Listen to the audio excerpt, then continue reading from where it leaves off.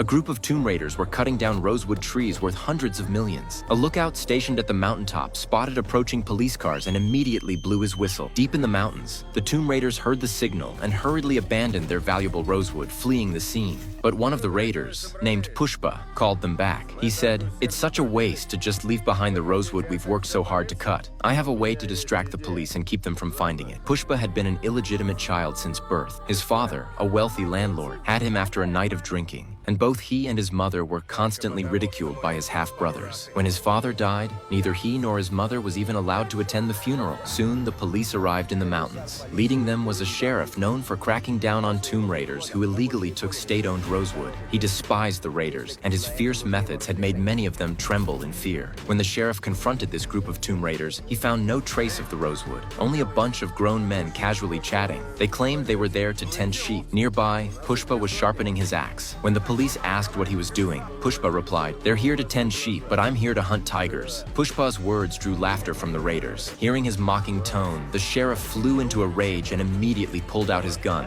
aiming it at Pushpa's head. This provoked the raiders. They grabbed their axes and stood behind Pushpa, ready to attack if the sheriff made a move. Any aggressive action from the police could have turned deadly. А вокруг меня 60 топоров.